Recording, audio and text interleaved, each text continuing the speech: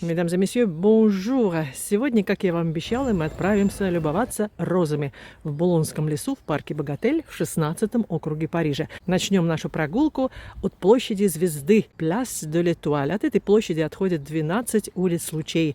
И одна из улиц носит имя знаменитого писателя Виктора Гюго. В 16-м округе между Триумфальной аркой и тихими аристократическими кварталами тянется одна из самых элегантных улиц города. Широкие тротуары, каштаны, старинные фасады в стиле османа, витрины дорогих бутиков и атмосфера старого французского шика. Но самое интересное – это история названия. Когда-то проспект назывался Эйлау, но в 1881 году его переименовали в честь великого французского писателя Виктора Гюго, автора романов «Отверженные» и «Собора Парижской Богоматери». Причем произошло это еще при жизни писателя. Редчайшая честь для Франции. Последние годы жизни Виктор Гюго жил именно на этой улице. И парижане того времени могли написать на конверте всего несколько слов господину Виктору Гюго на его авеню в Париже. И письма все равно находили адресата. Le Durée Café, кофе-шоп Le Durée, открылся совсем недавно. Я хочу выпить здесь кофе.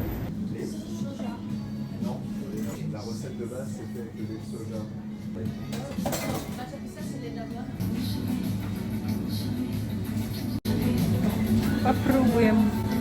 Но круассан должен быть очень вкусный.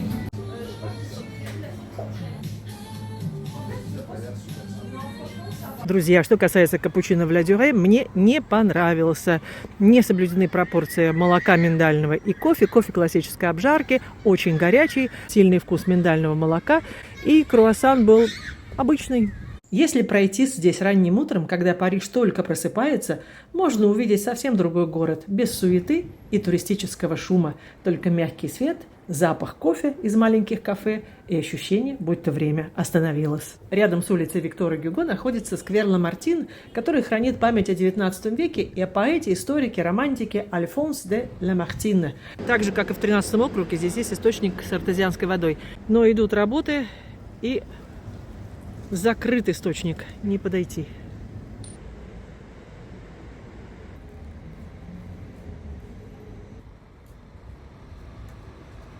Среди элегантных особняков и старых каштанов раскинулся парк Ранелаг. Этот парк появился еще в XIX веке и до сих пор остается любимым местом местных жителей. Старинные деревья, широкие дорожки и атмосфера спокойствия словно сохраняют память о другом Париже, медленном, утонченном и почти исчезнувшем.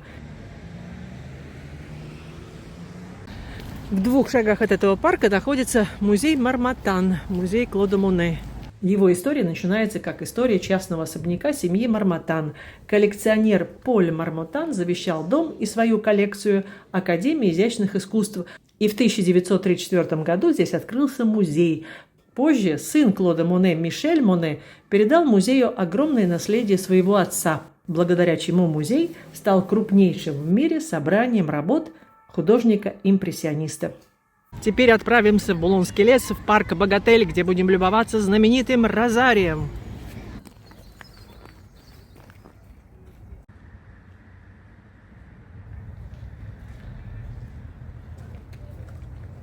А это ресторан. Вот сейчас еще закрыт, потому что время только 10 часов утра. О, павлины поют.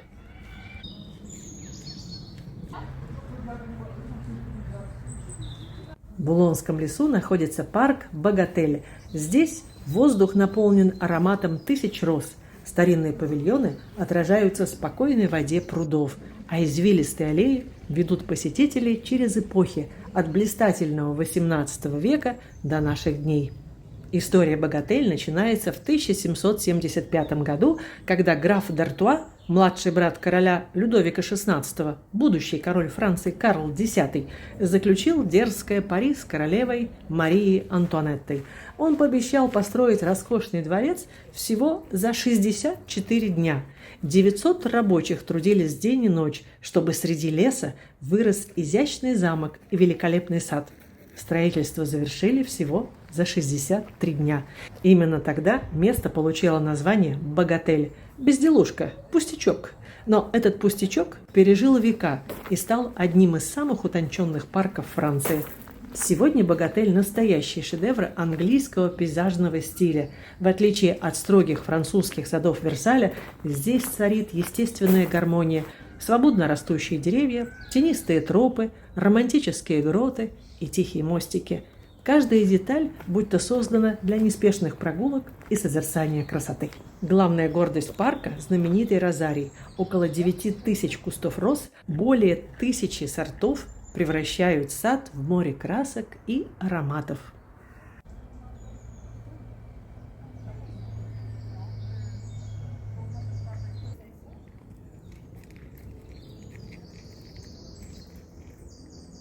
Вот здесь настоящий огород. Щавель растет, лук, яблони.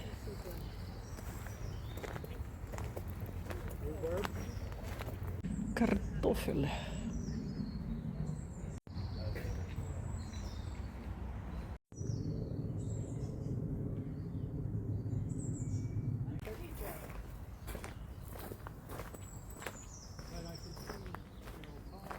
В парке Богатель находится замечательная коллекция ирисов. Ирис – один из самых древних и красивых цветов, известных человеку. Его история связана с мифами, королями, искусством и символикой разных народов. Название растения происходит от древнегреческого слова «ирис», что означает «радуга». Такое название цветку дал Гиппократ в честь богини Ириды, посланницы богов, которая, согласно мифологии, спускалась с небес по радуге. Цветок получил такое название потому, что его лепестки бывают самых разных оттенков – фиолетовых, синих, желтых, белых, розовых и даже почти черных. Древние греки увидели в этом цветке цвета радуги. В Египте ирис считался символом власти и красноречия. Его изображения находили на стенах дворцов и храмов фараонов. А в Римской империи ирисы использовали для создания ароматов и лекарств. Цветок ценили за его приятный запах. Особую известность ирис получил во Франции. Символ французских королей – знаменитая лилия – «Fleur de Lys». По мнению многих историков, на самом деле было изображением именно желтого ириса, а не лилии. И во Франции это был символ королевской власти, благородства, чистоты, верности. Что символизирует ирис? В разных странах значения отличаются, но чаще всего ирис означает мудрость, надежду, веру, мужество, уважение, благородство. Фиолетовый ирис часто считают символом мудрости и духовности, а синий – спокойствия и надежды.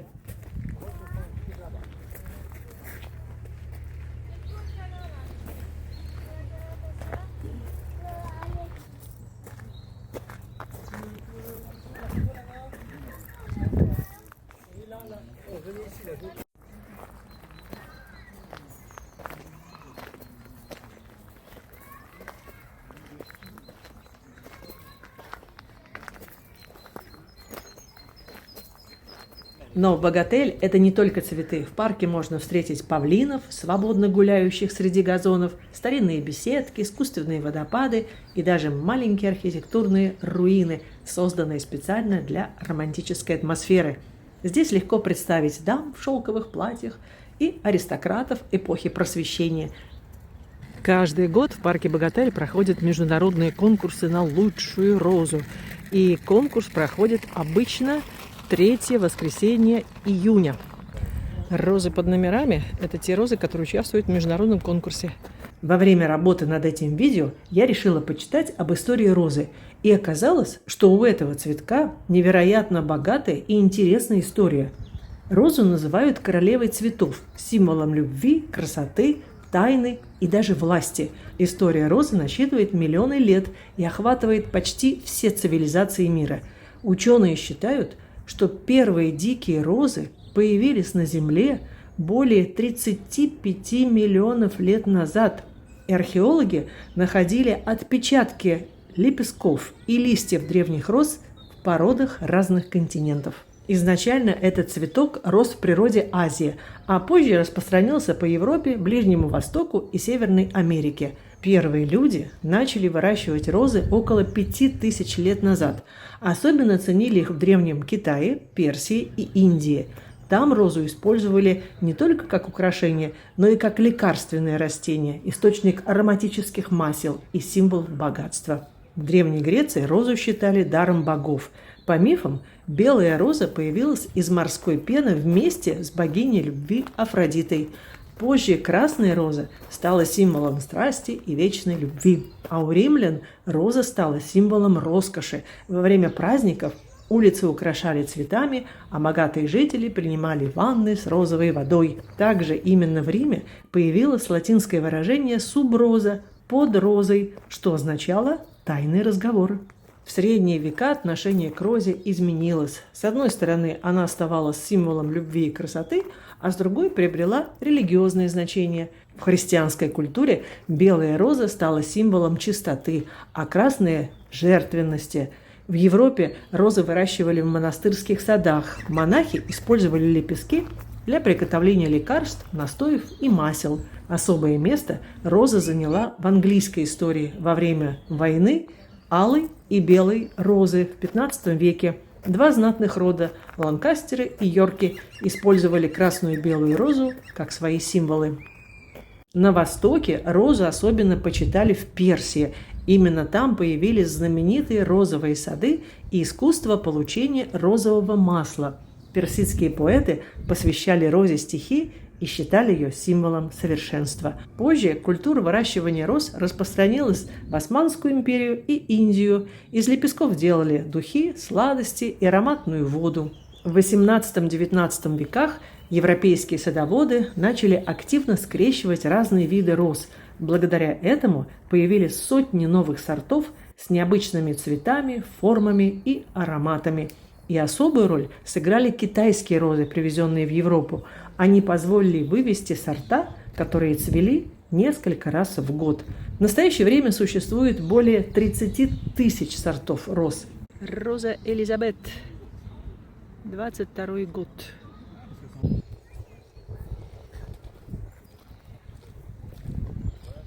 Golden Gate, 2005 год, Германия. Rêve de Paris, мечта парижская, 85 год. Сегодня 8 мая, не все розы еще зацвели. Хотите еще одно видео о розарии в июне месяце, когда уже действительно все розы расцветут? Если да, то пишите в комментариях. Чем больше лайков, чем больше комментариев, тогда сниму еще одно видео розарии в Богатель. Продолжим нашу прогулку по парку Богатель.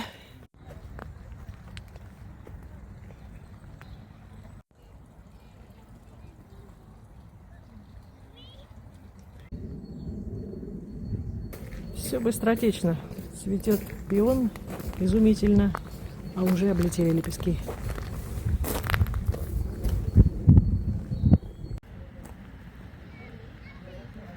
Старинный грот, но дверь закрыта. Парк Богатель был создан в XVIII веке, в 1778 году. В XIX веке в парке идут работы, высадили новые деревья, и большинство деревьев в этом парке были посажены в середине XIX века. Вот хотя бы это секвойя дерево было посажено в 1850 году.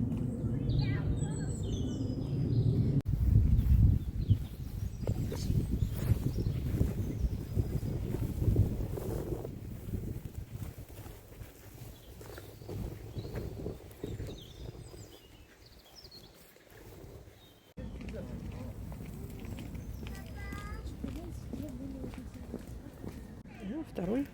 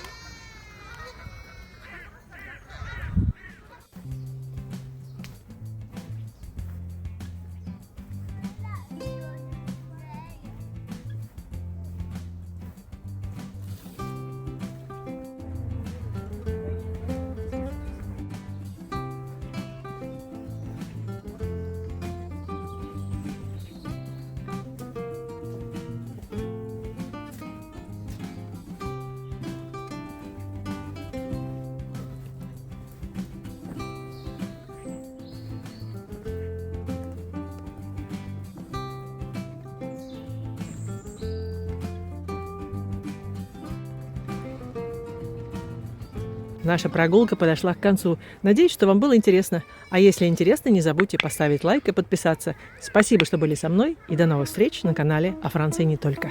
Пока!